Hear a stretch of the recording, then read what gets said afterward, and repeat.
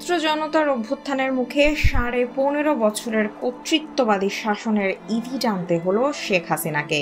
কর্তৃত্ববাদী শেখ হাসিনা কিন্তু পালিয়েই গেলেন।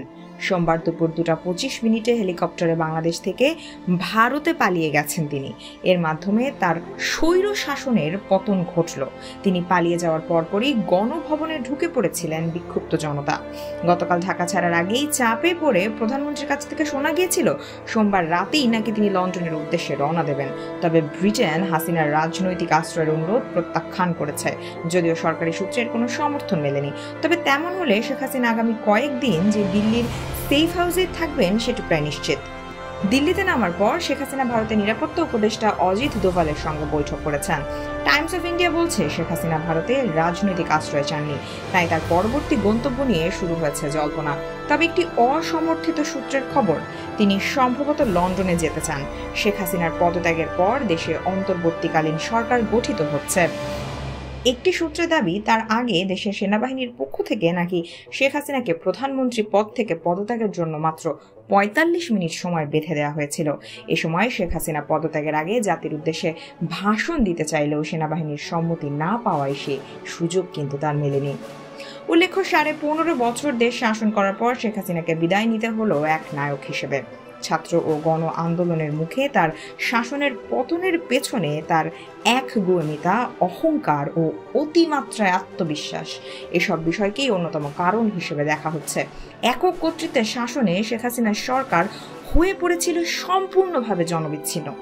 পশ্চিমা বিশ্বকে শত্রু বানিয়ে শেষ পর্যন্ত ভূ রাজনীতিতেও প্রায় একা হয়ে পড়েছিলেন তিনি। অবশেষে গণ আন্দোলনের মুখে শেখ হাসিনাকে দেশ ছাড়তে হয়।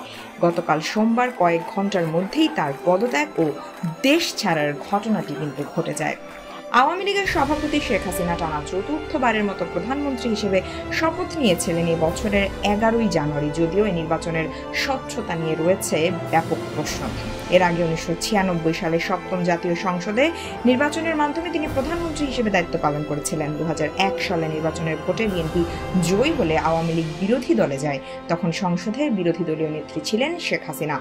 এরপর তত্ত্বাবধায়ক সরকারের অধীনে 2008 সালে 9ম জাতীয় সংসদ নির্বাচনের মাধ্যমে জয়ী হয়ে প্রধানমন্ত্রী হন তিনি।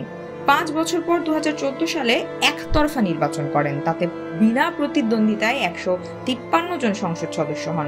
ওই নির্বাচনে বিরোধী দলগুলো কিন্তু অংশ নেয়নি। শেখ হাসিনা ও তার জোট সঙ্গীরা মিলেই সরকার গঠন করেছিলেন। 2018 সালেও বিতর্কিত একাদশ জাতীয় সংসদ নির্বাচনের মধ্য দিয়ে তিনি আবারও প্রধানমন্ত্রী হন। আগের রাতে ব্যালটে সিল মারার ব্যাপক অভিযোগের কারণে ওই নির্বাচন রাতের ভোট নামে পরিচিতি পায় মানুষের মধ্যে। আর চলতি বছরের জানুয়ারিতে দ্বাদশ জাতীয় সংসদ নির্বাচনে বিরোধী দলগুলো তো অংশই নেয়নি। নিজ দলীয় নেতাদেরই স্বতন্ত্র প্রার্থী করে ডামি প্রতিদ্বন্দ্বিতার মধ্য দিয়ে তিনি আবারও প্রধানমন্ত্রী হন। এই নির্বাচনকে বিরোধীরা ডামি নির্বাচন হিসেবেও আখ্যা দিয়েছেন। এর 7 মাসের মধ্যেই ছাত্র আন্দোলন ও গণবিক্ষোভের মুখে পড়ে পদত্যাগ করে হেলিকপ্টার যোগে দেশ ছেড়েছেন শেখ হাসিনা।